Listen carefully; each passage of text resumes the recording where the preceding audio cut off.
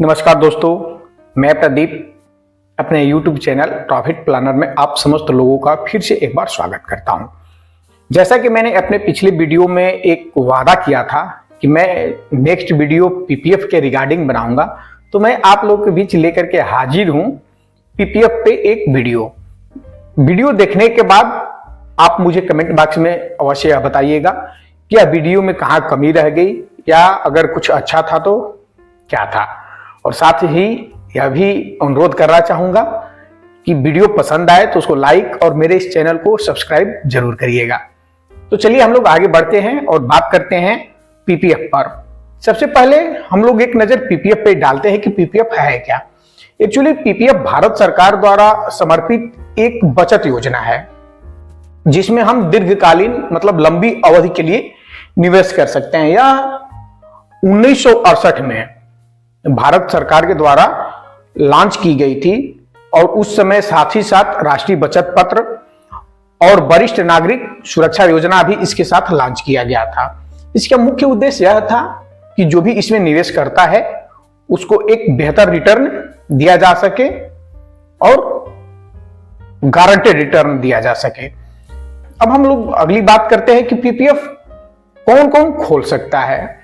तो actually PPF के लिए जो योग्यता है वह पहली तो यह है कि कोई भी भारतीय नागरिक पीपीएफ खोल सकता है तथा भारतीय नागरिक के साथ साथ बालिग या नाबालिग कोई भी पीपीएफ खोल सकता है।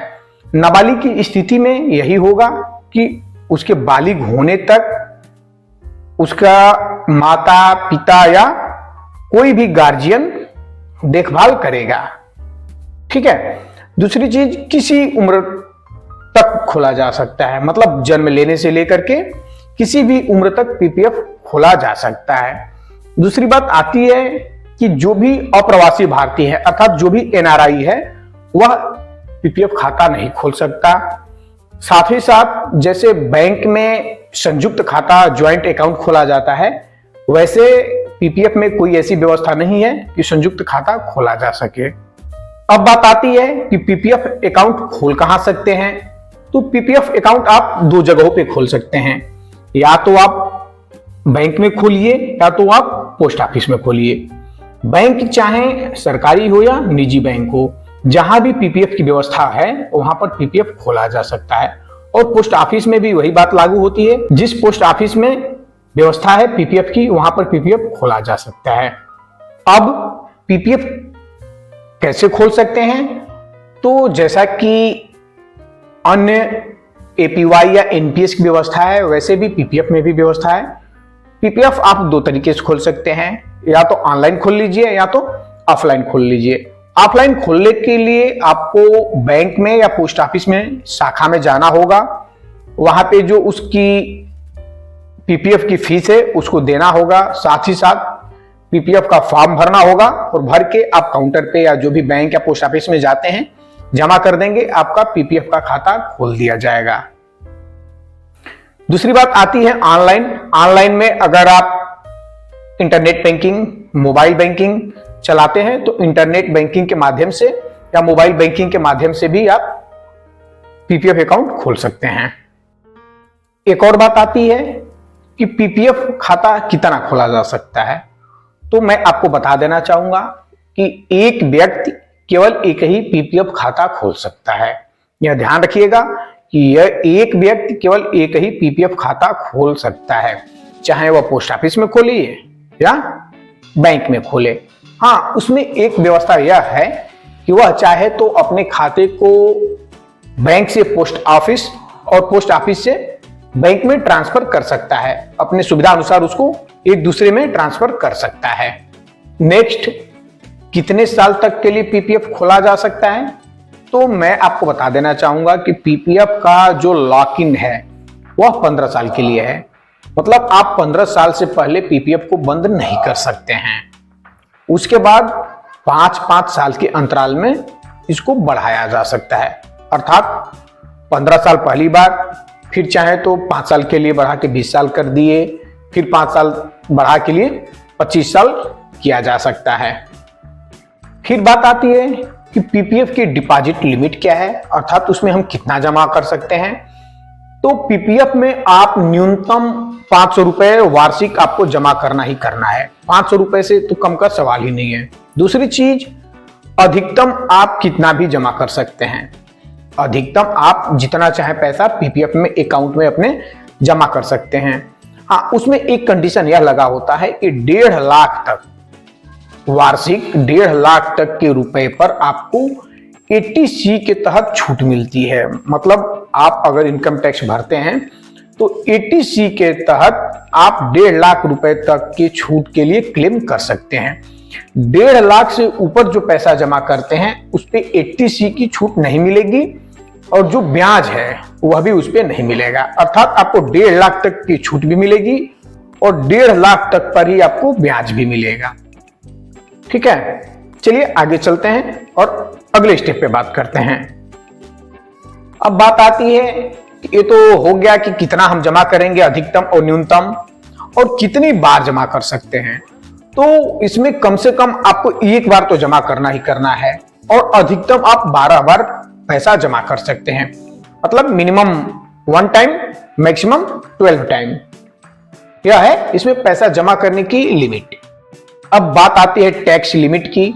तो जैसा कि मैंने अभी बता रहा था कि टैक्स लिमिट में 1.5 लाख तक के रुपए पर 80C के तहत आपको आईटीआर में इनकम टैक्स भरते समय छूट मिल सकती है। मिल सकती नहीं, मिलती है, मात्र 1.5 लाख रुपए तक ही।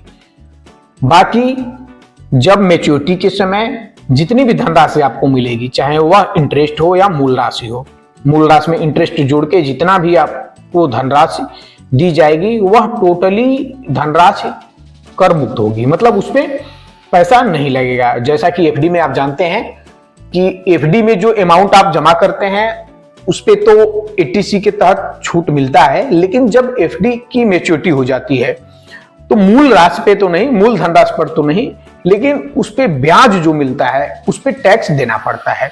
लेकिन पीपीएफ में न तो आपको ब्याज पे पैसा देना है और न तो मूल धनराशि पे, अर्थात टोटल की टोटल धनराशि टैक्स फ्री है।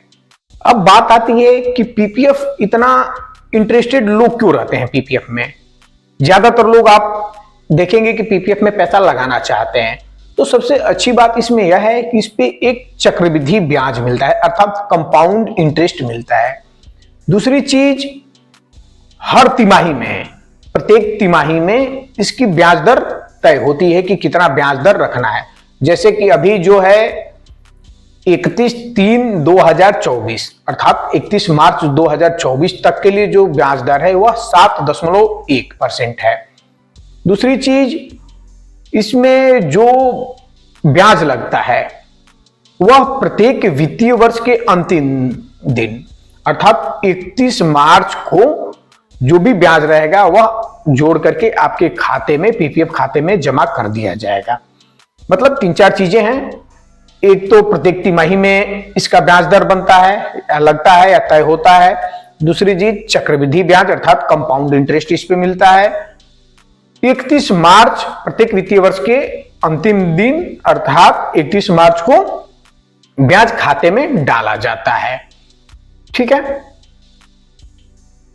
अब लोन अगेंस्ट पीपीएफ, मतलब पीपीएफ के अगेंस्ट आप लोन लेना चाहें तो उसकी भी सुविधा सरकार के द्वारा पीपीएफ अकाउंट पे दी जाती है।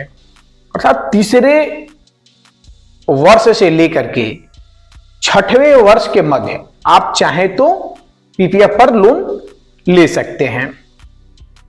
दूसरी चीज, कितना मिलेगा, यह बात इस पर निर्भर करती है कि जब आप लोन के लिए अप्लाई कर रहे हैं या लोन लेना चाहते हैं उस समय आपके पीपीएफ अकाउंट में कितनी धनराशि है।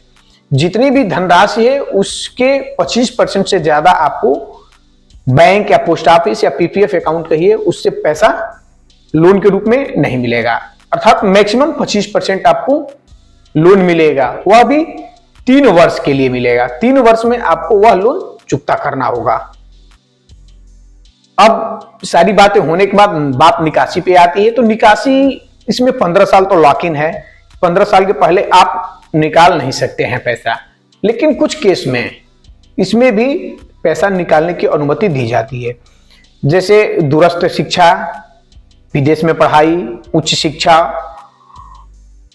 आपके बच्चे या जो भी हो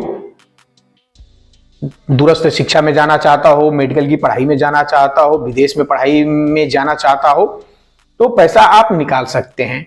साथ ही कोई भी आपात स्थिति, पति पत्नी बच्चे की तबीयत खराब हो गई, कोई मेजर डिजीज हो गई, उसके लिए पैसा निकाल सकते हैं। हाँ, दोनों केस में, चाहे पढ़ाई के केस में हो या मेडिकल के केस में हो, आपको एक प्रूफ जरूर बैंक को या पोस्ट ऑफिस को लगाना पड़ेगा, देना पड़ेगा और साबित करना पड़ेगा कि जो आप धनराशि ले रहे हैं वह सही ले रहे हैं और सही जगह के लिए ले रहे हैं, तभी आपको धनराशि वह सैंक्शन की जाएगी।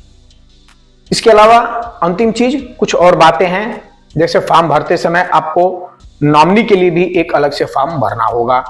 दूसरी चीज, अगर आप न्यूनतम 500 रुपया वार्षिक नहीं जमा करते हैं या एक बार भी पैसा नहीं जमा करते हैं तो आपका खाता निष्क्रिय कर दिया जाएगा और एक आर्थिक दंड के रूप में कुछ पैसा चार्ज किया जाएगा और पुनः उसको चालू किया जा सकता है।